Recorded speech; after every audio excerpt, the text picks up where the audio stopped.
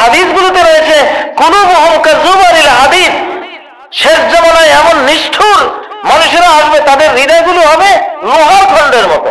৪৫ পাতা অর্থাৎ ৯০ পৃষ্ঠাব্যাপী আল কোরআনে যুদ্ধের কথা আল্লাহ বলেছেন। আল্লাহ তো ২ লাইন বললে সেটা মানা ফরজ হয়, সেখানে ৯০ পৃষ্ঠাব্যাপী কোরআনে আল্লাহ তাআলা যা যুদ্ধের প্রশিক্ষণ দিয়েছেন, এটা একসাথ করলে ৯০ পৃষ্ঠা হয়। এই যুগ আমাদের ২০২৪, আগামী ২০২৫ আরো ভয়ঙ্কর আসতেছে। বাংলাদেশের উপর তো যুদ্ধ মাথার উপরে খাড়া, ২০২৫ লেগে যেতে পারে। আমাদের চারপাশে যুদ্ধের দামামা বাজছে, সীমান্ত আক্রান্ত হওয়ার মতো পরিস্থিতি, ঘেরাও দিয়ে ফেলা হয়েছে। কিন্তু আমরা তো এই অবস্থায় আছি যে আমরা যে আত্মরক্ষা করবো কিছুই নেই। পরমাণু থেকে আত্মরক্ষারও তো কোনো সুযোগ নেই, যেখানে একটা তীরও চালাতে জানি না আমরা। পরমাণু সম্বন্ধে কি জানি? ৩ থেকে ৭ দিনে ৫৫০ কোটি মানুষ চলে যাবে পৃথিবী থেকে। পরমাণু যুদ্ধ হলে তো ১ বছর হবে না, ওটা ২ বছর হবে না, ৩ থেকে ৭ দিন। প্রত্যেকটা বিল্ডিং বানাবার আগে, এখন থেকে, আগের ভুল তো যা হয়েছে সর্বনাশ হয়েছে, প্রত্যেকটা বিল্ডিং বানাবার আগে মাটির নিচে আগে ১০ তলা ১৫ তলা যাও, ওইদিকে যাও, বাঁচাবো। পরমাণু বোম ইনশাআল্লাহ মাটির নিচে তেমন কাজ করবে না, এটা তো উপরের দিকে যায়। এখন সরকারের প্রতি আহ্বান হলো, যেইভাবে পারা যায়, যতটুকু পারা যায়, যাতে পারমাণবিক ভয়ঙ্কর ধ্বংসযজ্ঞ থেকে হেফাজতের সে জ্ঞানটা দিতে হবে। আজকে আমার খুতবার বিষয় হলো দেশের নিরাপত্তা। সকল কিছুর আগে কোরআনে কারীমে অনেক আয়াতে নিরাপত্তাকে আল্লাহ ১ নম্বরে এনেছেন। ওয়াইজ ক্বালা ইব্রাহিম রাব্বি জাআল হাযাল বালাদা আমিনা। স্মরণ করো সেই সময়কে যখন ইব্রাহিম দোয়া করেছেন, হে রব, এই নগরকে, শহরকে আপনি নিরাপদ করুন। নিরাপত্তা আগে। ওয়াদরাবাল্লাহু মাসালান ক্বরিয়াতান কানাত আমিনাতাম মুতমাইন্নাহ। আল্লাহ এক্সাম্পল দিচ্ছেন একটি রাষ্ট্রের, একটি নগরের, যে দেশটি কি ছিল, তার প্রথম গুণটি কি ছিল, যে গুণটি সবার আগে থাকা চাই, আমিনা, আমিনাতাম মুতমাইন্নাহ। সেই জনপদটি ছিল নিরাপদ, শান্তিময়। মক্কা, মক্কা নগরী এখনো নিরাপদ। কেউ আক্রমণ করতে আসলে আকাশের আক্রমণে সে ধ্বংস হয়ে যাবে। বাইতুল্লাহ আক্রমণ করতে আসলে অতীতে ঝাঁকে ঝাঁকে পাখি দিয়ে আল্লাহ তাআলা ধ্বংস করেছেন, সূরা আল ফিলে যেটা আল্লাহ নিজে বলেছেন। এখনো একই ঘটনা ঘটবে যদি কেউ বাইতুল্লাহ আক্রমণ করতে যায়। প্রিয় বন্ধুরা, এই জন্য নিরাপত্তা সবার আগে। বর্তমান পৃথিবী, যে পৃথিবীতে আমরা আছি, সবার আগে সমগ্র জাতির সক্ষম নারী পুরুষকে নিরাপত্তার ট্রেনিং দিতে হবে, যুদ্ধের ট্রেনিং দিতে হবে। সরকারের ১ নম্বর ফরজ কাজ এখন এটি। আলহামদুলিল্লাহ, বাংলাদেশ সরকার উদ্যোগ নিয়েছেন সবাইকে প্রশিক্ষণ দেওয়ার। আমার এক বন্ধু, তিনি চীন গিয়েছিলেন। তিনি বললেন যে আমি একটা হোটেলে উঠলাম, সেখানে দেখলাম কতগুলো, প্রত্যেকের একটা করে মাস্ক। জিজ্ঞাসা করলাম কিসের মাস্ক এগুলো? ওরা বলল এটা নিউক্লিয়ার মাস্ক। পারমাণবিক আক্রমণ হলে কিভাবে বাঁচবো, সবার একটা করে পারমাণবিক মাস্ক রয়েছে, যেটা তখন মাথায় এবং তার নাক, চোখ, মুখ সব ঢেকে দিয়ে তাকে নিঃশ্বাস নিতে সহযোগিতা করবে, বেঁচে থাকতে সহযোগিতা করবে। আমাদের বাংলাদেশে পারমাণবিক মাস্ক তো দূরে থাকুক, একটা ইয়ার গান চালাতেও আমরা জানি না। এই যে অবস্থা, অসহায় জাতি আমরা এখনো। আমাদের চারপাশে যুদ্ধের দামামা বাজছে, সীমান্ত আক্রান্ত হওয়ার মতো পরিস্থিতি, ঘেরাও দিয়ে ফেলা হয়েছে। মিয়ানমার সীমান্তে অলরেডি সেখানে ৭ রব পড়ে গেছে। কিন্তু আমরা তো এই অবস্থায় আছি যে আমরা যে আত্মরক্ষা করবো কিছুই নেই। পরমাণু থেকে আত্মরক্ষারও তো কোনো সুযোগ নেই, যেখানে একটা তীরও চালাতে জানি না আমরা। পরমাণু সম্বন্ধে কি জানি? ৩ থেকে ৭ দিনে ৫৫০ কোটি মানুষ চলে যাবে পৃথিবী থেকে। পরমাণু যুদ্ধ হলে তো ১ বছর হবে না, ওটা ২ বছর হবে না, ৩ থেকে ৭ দিন। শুধু কতগুলো নিউক্লিয়ার সুইচ ওরা টিপ দেবে, আর গজব হয়ে যাবে পৃথিবীর 550 কোটি মানুষ। এটা তো হাদিস, আমি বারবার বলেছি আপনাদেরকে, তথ্য দিয়ে হাদিসে আছে এরকম। ইউক্তালু সুলুস, 1/3 খুন হয়ে যাবে, নিহত হয়ে যাবে, আর 1/3 বিভিন্ন মহামারীতে মারা পড়বে, থাকলো আর 1/3। 820 কোটি মানুষের মধ্যে 350 কোটি মানুষ থাকবে। এগুলো তো এখনকার সামরিক রিসার্চ বলে, আর হাদিসের কথা তো বহু আগে আমরা বলে আসছি। লক্ষণও তো সেটা, যেসব মানুষদের কাছে পারমাণবিক এই অস্ত্রগুলোর নিউক্লিয়ার বাটনগুলো আছে, তারাও আরেক পারমাণবিক বোমা নিজেরা, তারাও নিউক্লিয়ার ম্যান। তাদের ভিতরে মায়া দয়া এটা উঠে গেছে কবে? এটা তো প্লাস্টিক হয়ে আছে। আপনারা এটা হয়তো ভাবছেন যে এটা কি মারতে পারে, এটা কি মারবে? হ্যাঁ, কারণ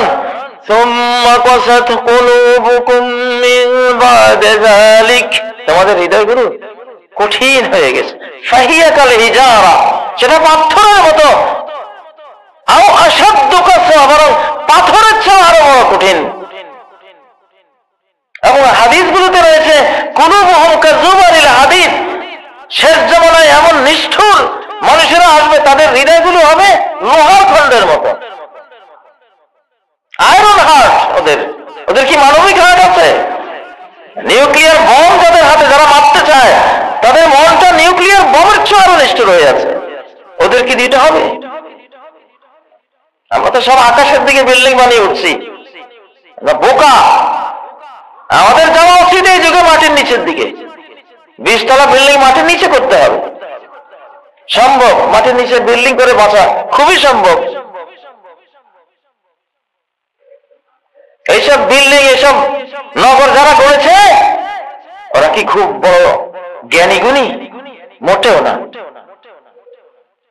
আন্তরাল হুফাতাল হুরাতাল আলাতা রিয়া আশ-শাইয়াতু তাউলুনা বিল বুনিয়ান, হাদিসে জিবরাইল, বুখারী মুসলিমের যে জিবরাইল আলাইহিস সালামের হাদিস নামে বিখ্যাত হাদিস, সেখানে আছে, তুমি দেখবো বিশাল বিশাল আকাশচুম্বী বিল্ডিং বানাবার প্রতিযোগিতা লাগিয়েছে এক শ্রেণীর নিকৃষ্ট মানুষ। কি তাদের বৈশিষ্ট্য, কি তাদের গুণ? আল হুফাতা, একসময় জুতা ছিল না পায়ে, ফকিন্নির পুত, একসময় পায়ে জুতা ছিল না। আর ওরা উলঙ্গ ছিল, লেজটা, পোশাকও ছিল না গায়ে, এমন অবস্থা ছিল। আল্লাহ দরিদ্র ফকির, খাইতে পায় না, পড়তে পায় না, শিক্ষা নাই, দীক্ষা নাই, রুজি করবে সেই বুদ্ধি নেই। এই শ্রেণী রেয়া আশা, ছাগল চড়িয়ে, ভেড়া পশু চড়িয়ে জীবন যাপন করত। আজকে তারা কেউ 15 তলা, কেউ 20 তলা, কেউ 50 তলা, কেউ 100, কেউ 200 তলা বিল্ডিং এর মালিক। এই শ্রেণীটা হাদিস। ইতিহাস করলেন বিশাল বিশাল টাওয়ারের মালিকদের সবগুলি এই 4টা টাইপের। আল হুফাতাল হুরাতাল আলাতা রিয়া আশ-শা, জুতা নাই, কাপড় নাই, খাবার দাবার নাই, রাখাল, গরু ছাগলের রাখাল। আজকে সে মিলিয়নিয়ার, বিলিয়নিয়ার, আজকে সে কত কিছু। আকল আছে তাদের? আকল তো নাই, ব্যাগ কল্লা বানিয়েছে এই মৃত শহর, মৃত নগরী, মরা, প্রাণ নাই, কিছু নেই, সেগুলির মধ্যে আমরা আছি। এখন আমারও তো দোষ আছে। আমি যদি এইসব বিল্ডিং বানাবার বিষয় একটু চিন্তা করা লাগতো, তাহলে আজ থেকে 50, আমি তো 50 বছর আগে বক্তাও ছিলাম না, 40 বছর আগে থেকে ওয়াজ করা দরকার ছিল যে বিল্ডিং নিচে বানাও, নিচের দিকে যাও। এখন যাচ্ছে। এখন ফিলিস্তিন দেখেন, উপরে এক ফিলিস্তিন, ভেতরে আরেক ফিলিস্তিন, মাটির নিচে।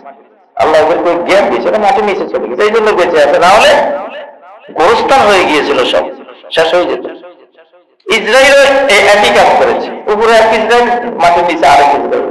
ওদের কোনো চিন্তা নাই, ওদের পরমাণু মাপ সব আলাদা। পরমাণু বোম পড়লে ওরা মাটির নিচে ইসরায়েলে ঢুকবে। কিন্তু আমরা কি আছেটা কি? আমাদের তো খালি ছুরি আর ছামারি করে কিভাবে দেশের খালি করা যাবে, বিগত একটা আল্লাহ তাআলা ওদের কি বলবো আর, এখন মুখের নাম নিয়ে তো ঘৃণা করে, করেছে নাকি দেশটাকে? শক্তি এদেশের রক্ষার জন্য, একটা সামরিক সেনাবাহিনী, আরেকটা হলো ইসলামিক শক্তি আলিম ওলামা। আলিম ওলামাদের যে জনগণ, এরা এই দেশ রক্ষা শক্তি, এটা এই দুইটা শক্তি এই দেশ রক্ষা করবে। দুইটাই সর্বনাশ করে দিয়েছে বিগত ওই রেজিম, ওই দালাল, ওই দাসদাসী সরকার। পিলখানা দিয়ে সেনাবাহিনীকে ধ্বংস করে দিয়েছে, সেনাবাহিনী ধ্বংসের করে নজর দিয়েছে।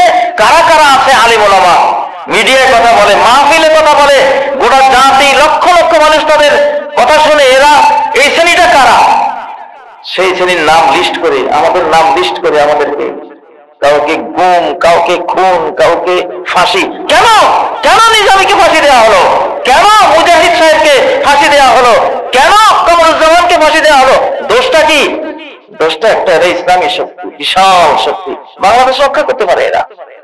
আপনার দিল্লিতে বসে সিদ্ধান্ত হয়েছে সেনাবাহিনী যেমন ধ্বংস করে দিয়েছে, এবং দ্বিতীয় শক্তি হলো ইসলাম, বরং এটা এক নম্বর শক্তি, এটাকে ধ্বংস করে দেয়। সেই জন্য মামলা খেয়েছে, আর কিচ্ছু না। আমাদেরকে 7 মাস দিয়ে কত কিছু বোঝানো হয়। এই দোষের কিসের দোষ? কিসের দোষ এদেশের আলেমদের? আলেমরা দোষী হলে আলেমরা নিচ্ছিন্ন হয়ে যেত। তো নিচ্ছিন্ন হলি তো তোরা, যারা জালিম, আলিম মারতে গিয়ে জালিমকে আল্লাহ তাআলা নিপাত করে দিয়েছে। বাংলাদেশেও, সিরিয়ায়ও এবং আফগানিস্তানেও দিকে দিকে সব দিকে করবে। যাই হোক, কথা বলছিলাম, জ্ঞান তো নাই। ওহির জ্ঞান না থাকলে মানুষ আবু জাহেল, যার ওহির জ্ঞান নাই সে বিশ্ব পণ্ডিত হলেও সে বিশ্ব আবু জাহেল। আজকে বাংলাদেশে এই যে জনগোষ্ঠী, আমাদের আদরের এসে ভাইগুলি, বোনগুলি, এই মা বাবাগুলি, কই বাঁচবে এরা? কিভাবে বাঁচবে? আল্লাহ তো বলছেন, আলাম নাজআলিল আরদা কিফাতা, আমি কি এই জমিনকে এমন বানাইনি যে এই জমিন তোমার একটা ভাণ্ড, এই জমিন তোমার একটা ড্রাম, তোমার একটা পাতিল, এই জমিনের যেন তুমি, এটা একটা তোমার জীবন রক্ষার ভাণ্ড। কেমন ভাণ্ড? আহিয়ান ওয়া আমওয়াতা, জীবিত অবস্থায় পৃথিবীতে তোমার বাঁচার ভাণ্ড, বাঁচার ভান্ডার এটা। জীবিত অবস্থায় মাটির উপরেও বাঁচতে পারে, মাটির নিচেও বাঁচতে পারে। এই পৃথিবীর অধিকাংশ কীট পতঙ্গ, প্রাণীরা মাটির নিচেই, মাটির নিচে হাজার হাজার কোটি মাকলুক দেখবেন মাটির নিচে বাস করে। কেমনে ওরা বেঁচে? মাটির নিচে পানি আছে, পানিতে অক্সিজেন আছে, সাইজ করে বাঁচা যায়। আহিয়ান ওয়া আমওয়াতা, জীবিত অবস্থায় এই পৃথিবীর ভূপৃষ্ঠেও বাঁচতে পারো, ভূগর্ভেও বাঁচতে পারো। এই যুগ আমাদের 2024, আগামী 2025 আরো ভয়ঙ্কর আসতেছে। এখন হলো এখনকার থিওরি, স্লোগান, এখনকার স্থাপত্য শিল্পের বিজ্ঞান, আর্কিটেকচারাল সায়েন্স হলো মাকমুলাল দেখাইলুম লাকুম মিন যাহরিহা, ভূগর্ভ ভূপৃষ্ঠের চেয়ে উত্তম।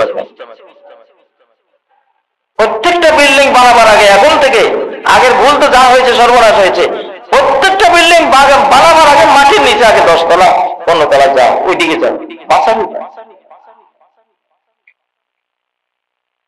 পরমাণু বোম ইনশাআল্লাহ মাটির নিচে তেমন কাজ করবে না, এটা তো উপরের দিকে যায়।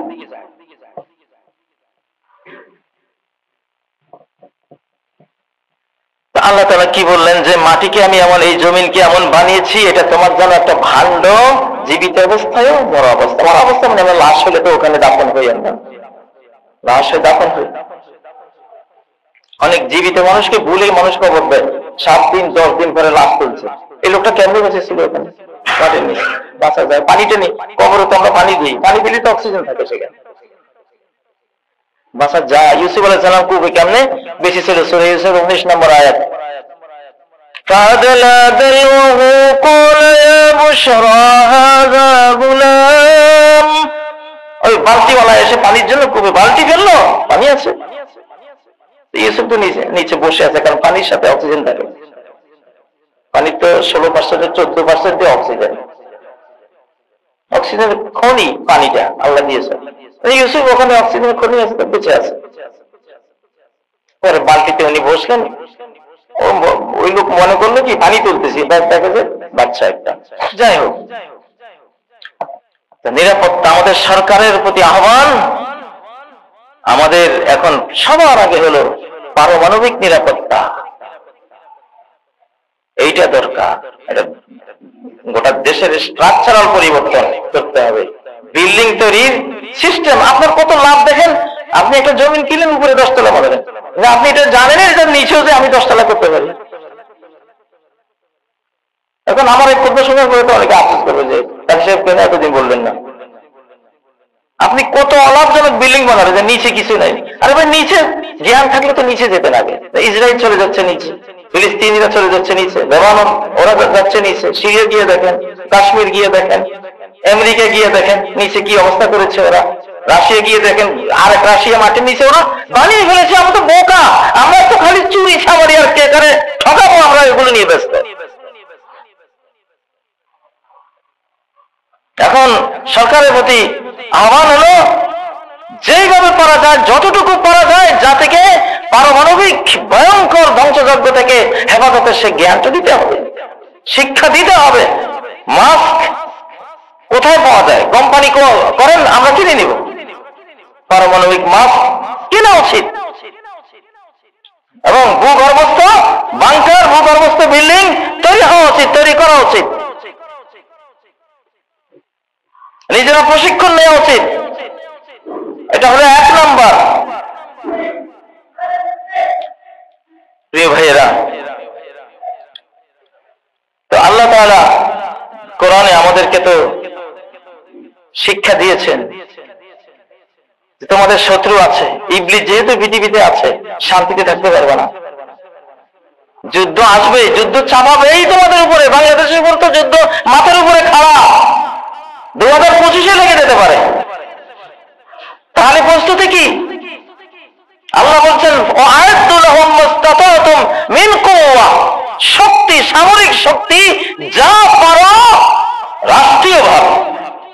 চোরা মুক্তা না, ওই একজনে ট্রেনিং দিতে গেছে ওনারে জঙ্গি বানাইয়া, এগুলি কোন দরকার নেই। এটা রাষ্ট্র উদ্যোগ নেবে, সরকার উদ্যোগ নেবে, সেনাবাহিনীর মাধ্যমে, রাষ্ট্রীয় যারা নিরাপত্তা বাহিনী তাদের মাধ্যমে সরকারি ভাবে এটা হবে। কারো কিছু আর এখানে প্রপাগান্ডা করার কোনো সুযোগ থাকবে, সেইভাবে করতে হবে। আল্লাহ সেই নির্দেশে দিয়েছেন। ঘোড়া প্রস্তুত করতে বলেছেন। তো এই যুগের ঘোড়া তো হলো ট্যাঙ্ক, সাজোয়া, আর্টিলারি যেগুলো আছে, এগুলো চাই। আগের যুগে এক একজন সাহাবীর 100, 500, 1000টা সামরিক ঘোড়া ছিল।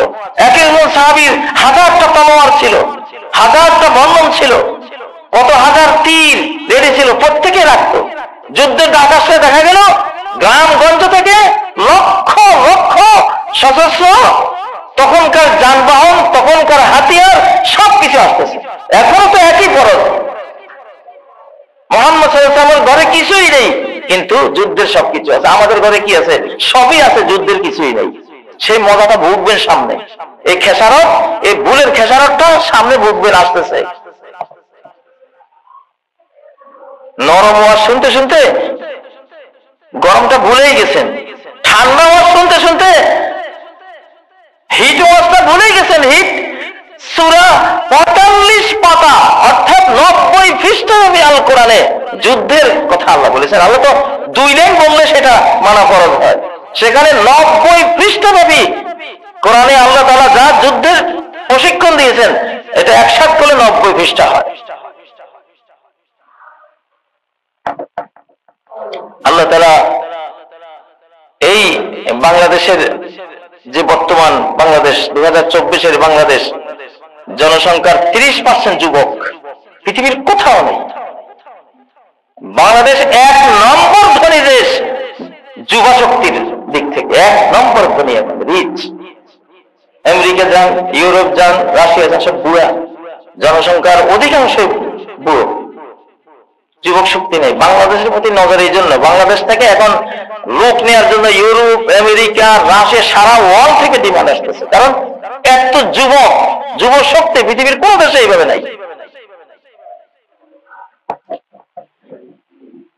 প্রিয় বন্ধুরা, আমি আপনাদেরকে বলছি, মানে আমি আসলে সরকারকে বলছি, আপনারা তো ইচ্ছা করলেও এত বড় নিরাপত্তার বিষয়ে কি করবেন, আপনাদের আমাদের কি করার আছে, এটা সরকারকে বলছি, আহ্বান জানাচ্ছি।